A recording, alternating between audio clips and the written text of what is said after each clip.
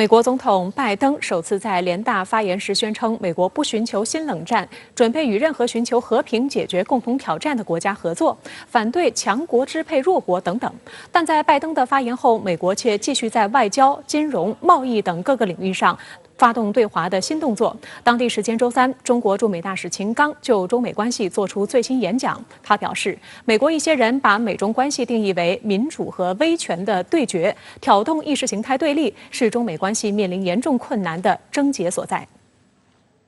美国外交政策杂志网站在拜登联大发言当天独家披露，指美国国务院正计划增加专门监控中国的人员，以追踪中国在全球主要国家的动态。这一计划显示，美国国务院计划增加20至30人，包括在各地区的中国观察员，他们将被安排在国务院各地区办公室框架下。这样的一种动向当然会对中美关系产生更多的负面的影响。所谓的中国屋很可能是美方针对中国在鸡蛋里挑骨头，通过各种方式收集在美国国内可以对华强硬的一些信息，为美国对华强硬的政策来进行背书等等。所以我们看到这样的一套逻辑背后，其实呢对于中美关系来说并不是一个好消息。早在特朗普政府时期，美国就首次安排该类型官员，但当时一些高级外交官反对对华采取更具对抗性的方式。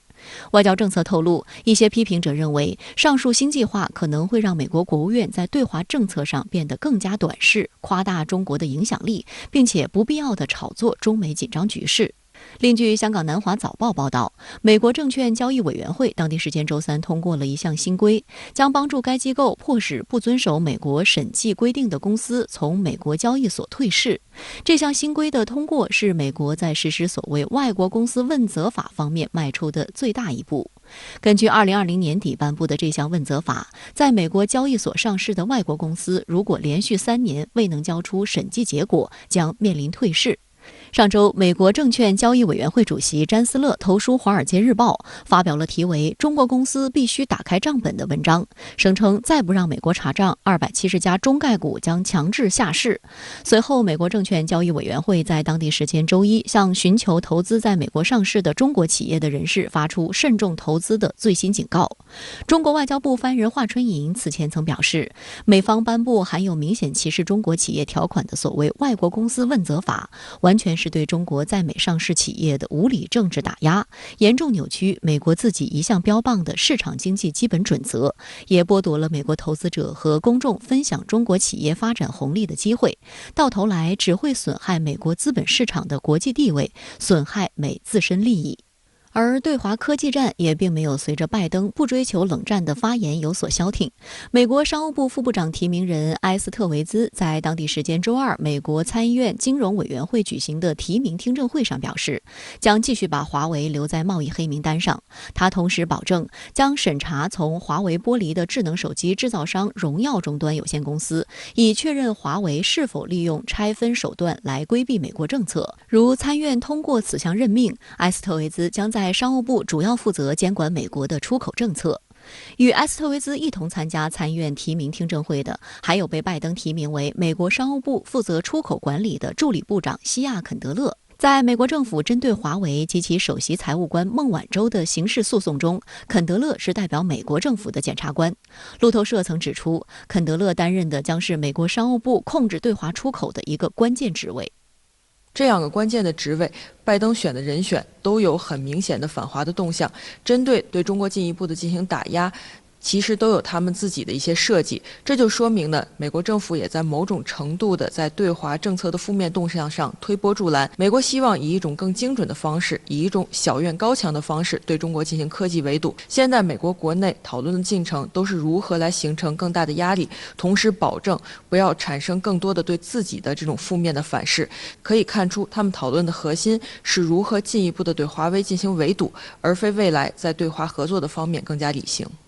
围绕这一系列对华手段，中国国际问题研究院美国研究所副所长苏晓辉指出，尽管在一些重要的场合，美国的一些重要官员，包括总统拜登本人在内，释放对华积极声音，但从美方的实际行动来看，其实只是一种战略迷惑。但是我们中国人都说听其言观其行，其实通过对于美方的观察来说，这样的一种所谓的口头承诺，并没有在落实的过程当中，而更像是美国对中国进行的一种战略迷惑。但另一方面，美国总统气候问题特使克里在接受美国微软全国广播公司一档访谈节目时透露，他计划在未来几周内再次访问中国。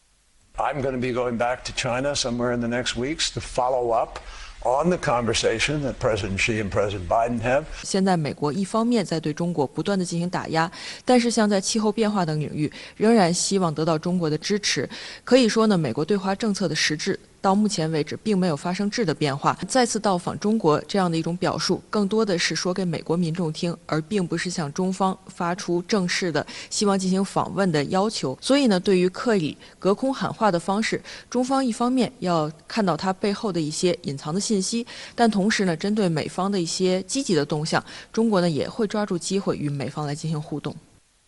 事实上，国务委员兼外交部长王毅月初应约视频会见2度访华的克里时就强调，中美作为2个大国，合作是唯一正确的选择，也是国际社会的殷切期待。近年来，中美关系急转直下，大幅滑坡，面临严重困难。究其原因，是美方对中国做出了重大战略误判。解铃还需系铃人，现在球在美方一边，美方应停止将中国视为威胁和对手，停止满世界围堵打压中国。应重视并积极回应中方提出的2份清单和3条底线，采取实际行动改善中美关系，不能旧账未了又添新账。应本着相互尊重、平等互利的原则，开展双边、地区和全球层面的协调合作，不能只搞单行道。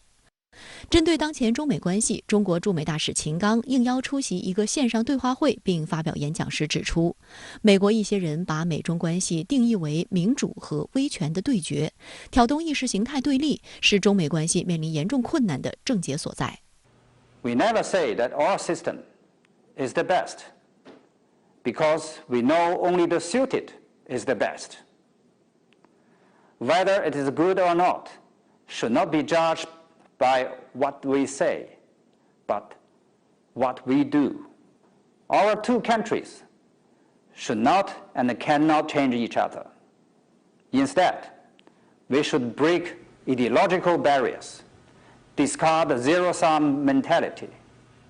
秦刚表示，目前他担忧的是美方以竞争定义中美关系，而美方竞争的方式往往是对抗，特别是在涉及中国核心利益的重大问题上。如果这一点不改变，将损害中方为促进中美互信与合作的努力。从国际关系始终可以得出，若国与国的政治关系处在竞争甚至对抗状态，其他方面难以毫发无损。从中方的表态当中，我们可以看到的是，中国既坚持处理中美关系的底线和红线，但同时我们也希望中美关系能够向好。因为对于2个大国来说，和则两利，斗则俱伤，这是我们一直在坚持的重要的原则，也是国际社会关注中美关系，希望中美关系不要走向失控的一种共识。所以中方在进行积极的回应。那么现在球在美方的脚下。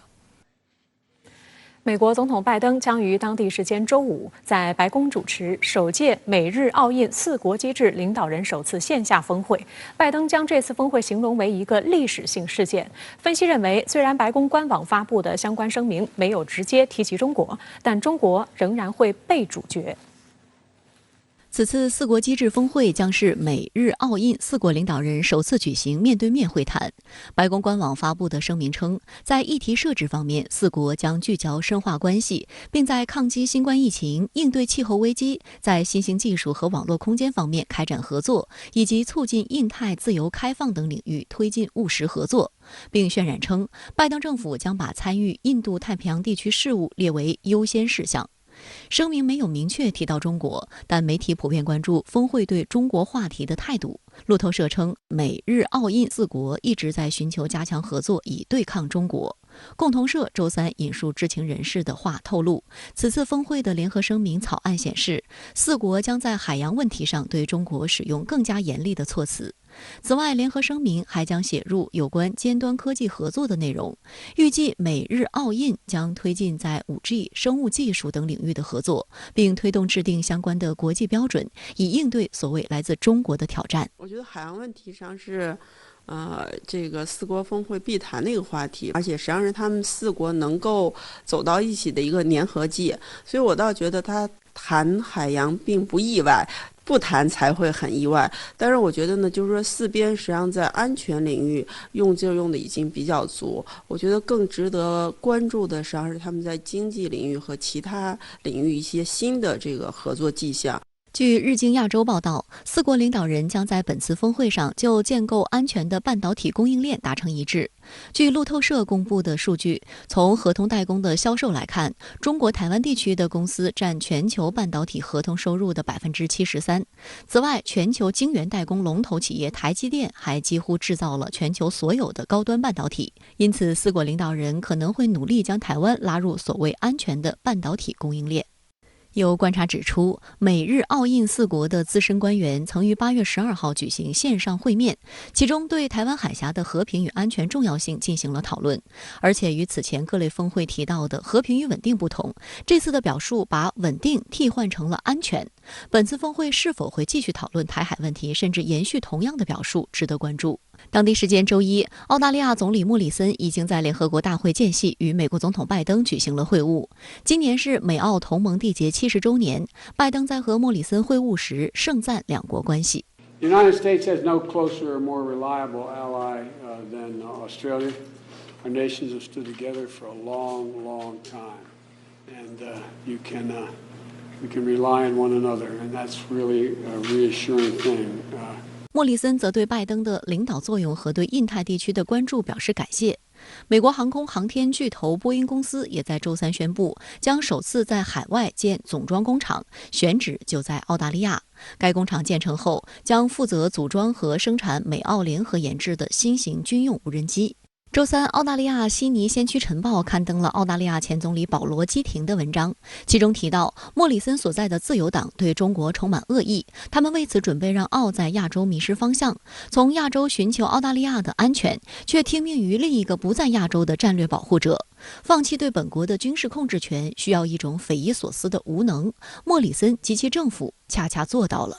日本首相菅义伟周三接受彭博社采访时宣称，中国迅速增长的军事影响力和单方面改变现状可能会给日本带来风险，因此日本应加强与美国的联盟，以增强威慑力，并努力提高自身的防御能力。但他同时补充说，日本和中国保持对话仍然很重要。不过，日本朝日新闻就委婉地指出，首相在离任前夕访问美国，在日本政治历史上较为罕见。舆论认为，目前参与自民党总裁选举的几个人在深化日美同盟、推进自由开放的印太等方面的观点趋向一致。这意味着，不论谁最终当选首相，都将继续贯彻当前的对美外交政策，以及深化对四方安全对话的参与力度。另据印媒报道，印度总理莫迪此次访美行程为期5天，预计于周五当天与拜登会面。此后，他将分别与澳总理莫里森和日首相菅义伟举行会谈，并将前往纽约参加第76届联大会议。但是，莫迪在周二启程访美前，与被美国惹毛了的法国总统马克龙进行了电话连线，双方强调将在印太地区采取共同行动。据印度斯坦时报报道，有分析认为，印度此次突然与法国互动，看起来像是莫迪政府在潜艇问题上对法国的声援。在周三白宫的例行记者会上，发言人普萨基就表示，不会再有其他国家纳入 AUKUS 美英澳三边安全伙伴关系机制。Would you envision for them a similar kind of military role that you've now defined with the Australians?AUKUS? What would it become? JIAUKUS? 普萨基的回答意味着印度与日本将来也不会被纳入，而 AUKUS 联盟是否会冲淡4国机制架构下的多边合作，也值得关注。他们之间内部一些矛盾，很难说是他们把这种矛盾会转移到对中国的政策上发生很大的变化，或者说是他们认为我们之间不会继续合作。所以我觉得未来中国包括在疫苗合作方面，包括经济复苏，包括加强这种基础设施的建设，这些包括实际上我们谈到加入这个 CPTPP 啊、RCEP 啊，那么实际上中国就能做好自己的事，能够打破他们的一个围追堵截。好了，马上来连线特约评论员管瑶。管先你好，那么联大会议目前正在进行。王毅在视频出席五常外长同联合国秘书长会晤时特别谈到，美国总统在联大发言中表示不想搞新冷战，那关键是要把这一表态落实到行动上。那管先您对此如何来评论呢？那我们知道，国家主席习近平呢，不到2周前应约和美国总统拜登通电话，他呢就特别强调，中美能否处理好彼此关系，攸关世界前途命运，是两国必须回答好的世纪之问。那么中美关系呢，不是一道是否搞好的选择题，而是呢一道如何搞好的必答题。所以在我看来，中美元首同时出席的联大会议一般性辩论，也是呢外界关注世纪之问这一道中美关系必答题来如何作答的一个重要的窗口。中美关系攸关世界前途命运，那作为联合国体系的最高代表，古特雷斯秘书长对这一道必答题他是相当忧虑的。那么他刚刚呢制造了一个媒体热词，在联大会议前夕接受美媒采访时这位秘书长用 completely dysfunctional， 也就是完全失调来评估两国关系的现状。他甚至类比美苏冷战时代，指出呢当时有众多的机制性的安排，能够确保美苏呢不致爆发全面冲突。我个人认为，完全失调说难免夸大其词。那至少呢，中美之间包括最高层的对话的这个沟通机制还是广泛存在的，也是在持续的运行中。但是呢，古特雷斯他之所以说重话，很大程度上呢，就是要警示重蹈历史覆辙的巨大风险，要警示中美必须全力避免新冷战。那么两国元首的联大讲话是如何回答的呢？习近平强调，我们过去没有，今后也不会侵略欺负他人，不会称王称霸。拜登称，美国无意新冷战，将以所谓的无尽外交来替代无尽战争。但是呢，我们听其言，更要观其行。拜登就新冷战口头表态，能不能让外部世界信服呢？能不能令古特雷斯卸下历史的包袱呢？至少在美国不少盟国的眼中，拜登的话不能信。与王毅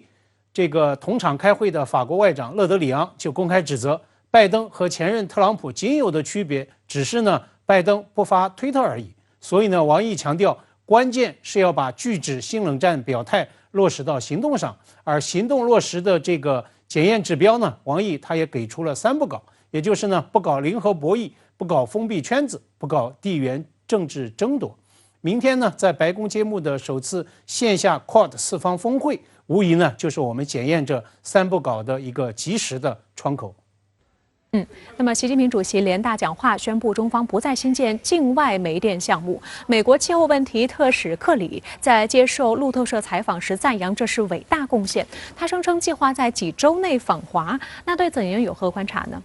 那么如果克里如愿成行，将是这位气候特使在不到1年时间内第3度访华，那么他也将会成为拜登执政团队来华频次最高的一位重量级官员。事实上呢，如此频密的行程安排本身就已经揭示了中美在气候变化领域的巨大的合作空间。当然呢，这也意味着克里他作为气候特使的巨大的施展空间。联合国秘书长不是担心功能性失调吗？那么至少在气候变化领域，中美这2个大国之间的对话乃至合作是在持续往前走的。克里赞扬伟大贡献，我认为这是由衷的表达。他周3在 MSNBC 的早间新闻节目叫 Morning Joe 中呢，更是直抒胸臆说 Thank you, President Xi， 谢谢你，习主席。其实不仅是克里高度评价，那么古特雷斯秘书长他也乐观表示，中国停止新建海外煤电项目，意味着全球完成巴黎气候协定下的温控目标向前迈出了一大步。纽约时报今天也指出，作为当今全球最大产煤国与海外煤电融资国，那么习近平的最新承诺意味着重大转折，中国致力担当气候领导者，增强在气候问题上的国际信誉。我特别注意到，对于美媒近段时间一直在热议的中美最高层的会晤议程，克里呢也明确表示，相信拜登将会与习近平见面，但是呢，克里不知道确切的时间。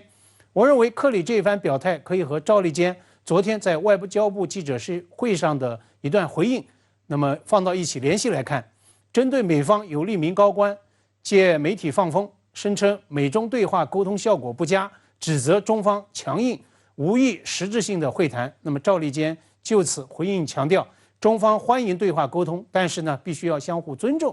支持协调合作，但是呢，应当互利共赢。赵立坚还确认，中方坚决反对2点：一是美方在对话前后搞小动作，大搞麦克风外交来挑衅抹黑，企图通过所谓的极限施压取得所谓的实力地位；二是呢，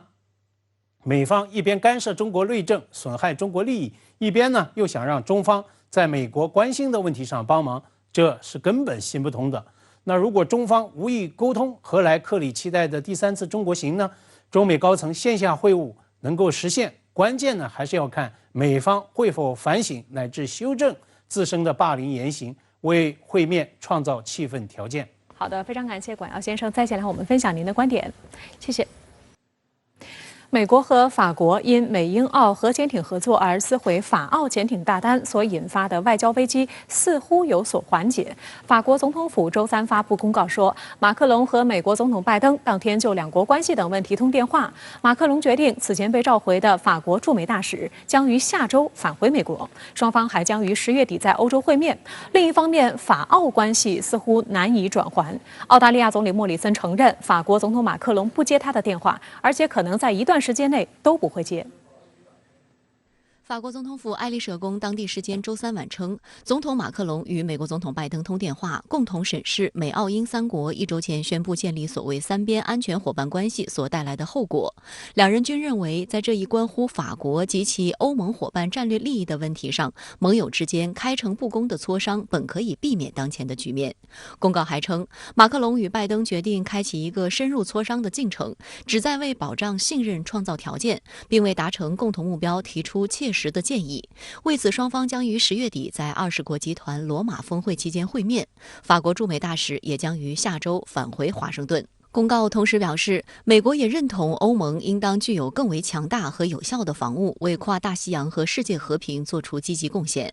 法国24小时新闻电视台评论称，马克龙在潜艇危机爆发1周后才接拜登电话，是为了进一步传递法国不满的信号。一些分析人士认为，这是自2003年美国入侵伊拉克以来，华盛顿和巴黎之间爆发的最严重危机。法国在此次事件中得到了欧盟的支持。据美联社报道，欧盟各国同意将法国和美澳之间的争端列为欧盟的首要政治议程，将在下个月举行的欧盟峰会上予以商讨。法国已经采取多项措施表达对美澳的愤怒。路透社称，在联合国大会期间，法国与美国以及澳大利亚等国的多边会议被取消，包括印法澳3方外长会议。虽然美国官员声称取消会议和相关方的日程安排有关，但是有观点认为这是法国抗议美澳在背后捅刀。而美国方面，有记者就在周3的白宫每日简报会上就拜登与法国总统马克龙的通话细节进行提问，并2次追问拜登是否因未曾与法国协商就宣布与澳英2国的3边安全伙伴关系而道歉。白宫发言人普萨基并未正面回应，只是强调两位领导人的通话氛围是友好的。不过他也表示，拜登在通话中承认，在正式宣布与澳英的安全伙伴关系前，本可以进行更广泛的磋商。In terms of the tone of the call, it was friendly. It was one where we're hopeful, and the president is hopeful. This is a step in returning to normal in a long, important, abiding relationship that the United States has with France. It was about 30 minutes long. Did President Biden apologize to Emmanuel Macron? He acknowledged that there could have been greater consultation. And the call, again, as I stated earlier, was a friendly call, and there was agreement that we wanted to move forward in our relationship. Did the president apologize to his French friend? He acknowledged there could have been greater consultation. 他们应该有一些这个协调所以一定程度上能够满足法国受损之后的这个需要得到弥补的这种心理我想他们就这个方面已经达成了一致。达成了一定的这个和解的这种条件，所以我觉得，这个事情呢，我觉得可能就这样，基本上这个双方的政治关系不会再恶化。而据法新社最新消息，一名美国官员透露，美国国务卿布林肯和法国外长勒德里昂将于当地时间周4在联合国会面。这名美国官员说，布林肯和勒德里昂周3在联合国安理会的会议间隙进行了谈话，预计他们周4也会有时间进行双边谈话。另一方面，法国与澳大利亚的关系似乎难以转圜。据悉尼先驱晨报周四报道，澳大利亚总理莫里森承认法国总统马克龙不接他的电话，而且可能在一段时间内都不会接。报道称，这使他试图修复澳大利亚和法国关系破裂的努力变得复杂。报道称，在美国总统拜登与马克龙通话后，法国驻美大使将于下周复职。然而，法国却尚未宣布任何将大使送回澳大利亚的计划。这凸显莫里森政府在平息马克龙的愤怒和恢复正常外交关系方面还有更多工作要做。莫里森在访美出席四方机制首次线下峰会前后反复告诉记者，他理解到撕毁合同的做法冒犯了法国，但他称不会为澳大利亚寻求获得最好的潜艇技术而道歉，行动符合澳大利亚的国家安全利益。他主要的强硬在于这方面是得到了美国的支持，本身这个事情也就是美国在后面促成的。第二个方面呢，他也正是因为是跟美国有关系、有利害关系的一个事情了，所以他通过这样一个强硬的立场，也是为了迎合美国的这种需要，因为这能够有益于美国，所以这也是向美国表达他的这种忠心也好啊，或者表达他的这种对美国的这种跟随美国立场的这种态度。而据法国24小时新闻电视台周三报道，澳大利亚前总理陆克文抨击称，最近与法国发生的潜艇协议争端是澳大利亚的外交政策和国家安全的崩溃。陆克文表示，在澳大利亚选择与美英达成 AUKUS 协议并退出与法国的潜艇协议后，法国完全有理由感到愤怒。陆克文称，澳大利亚政府应该就取消协议一事事先通知法国政府和建造潜艇的法国公司。他还认为，堪培拉不应该简单地选择美国的提议，而应该让法国参与新的公开招标。最后，陆克文呼吁澳洲议会对总理莫里森的决定进行调查，并强调澳大利亚纳税人需要确切地知道这一决定是如何做出的，以及该决定将花费他们多少钱。在周四的中国外交部例行记者会上，有记者提问，为什么中国有不少核潜艇，却反对澳大利亚在美英的支持下建造核潜艇？发言人赵立坚强调，中方的立场是十分清楚的。澳大利亚是不扩散核武器条约的无核武器缔约国和南太平洋无核区条约的缔约国。澳大利亚引进具有战略军事价值的核潜艇技术，包括中国在内的国际社会有理由质疑澳方恪守核不扩散承诺的诚意。中方是作为不扩散核武器条约的核武器缔约国，同澳大利亚根本是不同性质的问题。好，相关的话题我们来听一听特约评论员刘和平先生的看法。刘先生你好，那法国总统马克龙在接听了美国总统拜登的电话之后，立即决定让法国大使下周返回华盛顿。那对此您作何解读呢？从公开报道的内容来看，拜登并没有就此事向法国道歉，仅仅是暗示这种瞒着法国开箱操作的做法是不太妥当的。而且根据美方的鬼扯，说美英澳三国这样做并不是为了瞒着法国，而是为了瞒着中国，想通过突然宣布建立美英澳三国军事同盟的方式，打中国一个所谓的措手不及。而马克龙居然就相信了这样的鬼话，并且同意要跟美方一道共同推进印太战略，以应对中国。也就是说，最后拜登再没有付出任何代价，仅仅是摸了摸马克龙的头，也就是承诺会在20国集团领导人峰会上与马克龙见一面，就轻易地搞定了这场几十年以来美法之间最大的危机。我认为这一戏剧性的结果根源就在于，孤军奋战并没有得到欧盟实质性资源的法国，压根就没有跟美国叫板的本钱，所以最终只能选择唾面自干。那么在明知没有叫板本钱的情况下，马克龙为什么还要做出如此冲动的举动？我认为不排除这里面有演戏的成分，因为明年法国就将举行总统大选，志在寻求连任的马克龙必须要通过这种政治动作，把自己塑造成为法国的反美英雄，以安抚法国国内近年来冒起的反美情绪，尤其是安抚在这次事件中被人抢走了大蛋糕的法国军工业界。那么在跟美英澳3国闹翻之后，法国总统马克龙立即跟印度总理莫迪通了电话，强调两国将在印太地区携手共同行动。那么您认为这背后又发出了什么样的政治信号呢？确实，假如我们仔细品味一下马克龙与莫迪的通话，就会发现里面的确是话里有话。马克龙重申了法印两国共同构建一个开放与包容的印太地区的合作意愿，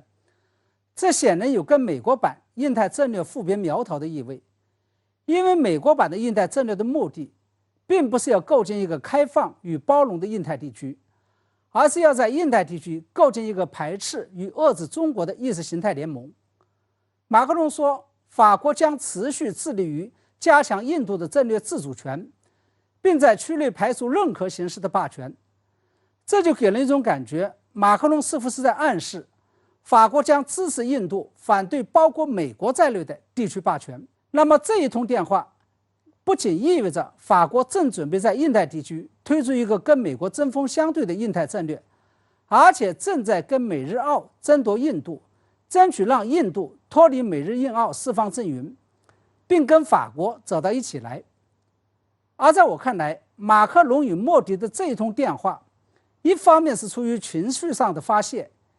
也就是在遭到美英澳背叛与抛弃之后，想通过拉拢印度来报复下美国；另外一方面，也反映出法国，尤其是法国总统马克龙本人，的确存在有让法国重新成为全球性大国与强国的雄心。不过理想很丰满，现实却很骨感。在世界头号霸主美国都没有办法彻底说服印度，并在印太地区构建一个强大同盟的情况下，光是凭借已经是世界2流强国的法国，更加难以实现这一目标。在2战之后，随着美国的一强独大，以及冷战结束之后中国、印度、俄罗斯等新兴国家的崛起，包括英法德意在内的传统强国都已经显得相形见绌，并且开始重新寻找自己的出路与定位了。而法国则在一定程度上陷入到了迷茫当中，因为它跟德国不同，它有着联合国常任理事国的身份，既不甘心完全融入到欧盟当中，但又没有能力让自己变成可以叫板美国的全球大国。当然除此之外，我认为马克龙跟印度总理莫迪通电话还有另外一个非常现实的目的，那就是向印度推销那12艘被澳大利亚毁约的常规潜艇，希望印度能够接过这个盘子，以减少法国军工产业的损失。另外，根据日经新闻报道，美国总统拜登即将主持首场面对面的四方安全峰会，与日本首相菅义伟、澳洲总理莫里森及印度总理莫迪等领导人共商印太安全局势。那对此您又怎么来看呢？美国当初拉拢日本、澳大利亚、印度构建印太战略的真正目的，其实是为了所谓的印太地区的安全，也就是要形成一个遏制中国的军事包围圈。然而在这次四方安全对话领导人峰会上，安全问题或者说军事问题并没有被摆上桌面，而仅仅是把应对全球气候危机、新冠疫情引发的全球公共卫生危机，以及组建印太科技联盟等问题摆上了桌面。我认为这背后透露出的信号就是，美国对其在印太地区的几个联盟已经有了新的分工，也就是由美日同盟以及刚刚成立的美英澳3方安全同盟负责印太地区的军事与安全，也就是把打仗与冲锋陷阵的责任交给了这2个同盟。而正在筹建中的美日印澳4方同盟，这是一个建立在共同意识形态基础上的经济、科技与地区热点问题合作同盟。而由美国、英国、澳大利亚、新西兰、加拿大组成的5眼联盟，这主要聚焦于情报信息的分享。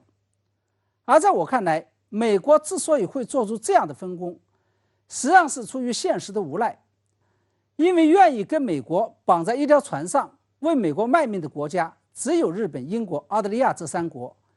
印度则只愿意分享美国实施印太战略所带来的好处，并不愿意被绑上美国的战船。而加拿大与新西兰这2个国家则既没有这样的能力，更没有这样的意愿。另外值得注意的是，由于美国只把自己的核潜艇技术分享给了澳大利亚，却没有分享给日本与印度，这势必会让日本与印度这两个国家心生不满。因此，我判断，这次四方安全对话领导人峰会上，将会因为美国的亲疏有别而导致会场上充满了醋意。好的，非常感谢刘先生在线来和我们分享您的观点，谢谢。自乌克兰危机爆发以来，美俄关系一直处于激烈对抗、不断恶化的状态。尽管外界认为今年6月的日内瓦俄美元首峰会为美俄关系止跌，进而阶段性企稳创造了新的契机，但是近期美方接连高调渲染俄罗斯威胁论，甚至宣称俄方拥有能摧毁美国卫星武器的套娃卫星，并且表示要制裁俄罗斯官员。美方为何频频渲染俄罗斯军事威胁？俄美关系将呈现怎样的走向？来看报道。周二，美国空军杂志以“俄罗斯是美国本土最主要的军事威胁”为题，刊登了对美国北方司令部司令格伦·范赫克的采访。文章提到，范赫克在与太空作战司令部司令及美国舰队司令部司令共同参与了关于国土防御的小组讨论之后，认为在实战能力方面，俄罗斯仍然是不可小觑的对手。范赫克渲染道，从军事作战的角度来看，俄罗斯是美国的主要军事威胁。范赫克还警告，在不久的将来，俄罗斯将能够从太空瞄准美国。他鼓吹美国必须提高抵御太空攻击的能力。美国太空司令部司令约翰·雷蒙德更是在周三的网络空间会议上宣称，俄罗斯有能摧毁美国卫星武器的套娃卫星，其普通的外表下隐藏着一颗内部卫星，配备有能够以安全距离摧毁在轨美国卫星的秘密武器，这将会使美国无法利用太空作为增强能力的平台。对此，俄罗斯方面尚未回应。美方现在认为，俄罗斯在很多的地区热点问题上，包括关乎所谓北约盟友的这些安全的这些问题上，俄罗斯现在具有比较强烈的这样一种进行挑战和反制的这种意愿和能力。同时，俄罗斯现在仍然是这个能够对美国进行这个核打击的一个非常重要的一个国家。所以美方呢认为，现在俄罗斯呢有这样的一个意愿和这样一个能力来挑战美国的一个霸权。美国国会众议院规则委员会日前还批准了一项法律草案，建议对华盛顿认为的与所谓侵犯人权有关的俄罗斯35名官员、商人和媒体人士进行制裁，名单包括俄罗斯总理米舒斯京和总统新闻秘书佩斯科夫。俄罗斯联邦委员会国际事务委员会第一副主席贾巴罗夫周四对此表示，俄罗斯将对制裁措施做出显著回应，报复可能是非对称的，但华盛顿会明显感受到。贾巴罗夫还强调，美国政客害怕俄罗斯媒体披露的真相。俄美关系近年来持续紧张，拜登政府上台以来，双方在军控领域实现有限合作，但在乌克兰、网络安全、人权、干预选举等问题上分歧明显，对抗加剧。上周末，俄罗斯刚刚结束国家杜马选举，俄罗斯驻美国大使馆周一就在社交媒体上发文直指，俄罗斯中央选举委员会在本次选举中遭到数量空前的网络攻击，其中50%是从美国境内发起的。黑客攻击的目的就是诋毁俄罗斯的选举制度，希望美方能够就此做出详细的解释。上周三，俄外长拉夫罗夫还表示，俄罗斯已经向美国方面提交了关于美国正在干预俄罗斯选举的信息，相关信息已经转交给美国驻俄罗斯大使约翰·沙利文，这些信息非常严肃，正等待美方对此予以解释。周四，美国驻俄罗斯大使约翰·沙利文表示，美国总统拜登与俄罗斯总统普京下周将在日内瓦举行新一轮的战略稳定对话。此外，两国还将就网络安全问题进行讨论。普京和拜登曾于6月16号在瑞士日内瓦举行会晤，但会晤未取得任何重大突破。根据二人达成的共识，双方代表于7月28号在日内瓦举行了首次双边战略稳定对话，就军备控制和降低冲突风险等问题交换意见。下周举行的新一轮战略稳定对话是第2轮对话。俄罗斯外交部副部长此前接受采访时曾表示，俄方希望新一轮俄美战略稳定磋商不会是为谈而谈，双方需要明确的目标。第13届中国航展下周2将在珠海开幕。中国空军81飞行表演队、中国空军航空大学红鹰飞行表演队已经抵达珠海，将联袂表演空中视觉盛宴。中国空军歼16D 电子战飞机、教10高级教练机将首次亮相航展，与观众近距离接触。此外，本届航展还有哪些新看点？深圳卫视全媒体新闻行动探营中国航展，提前带您走进航展主办单位，探秘明星装备。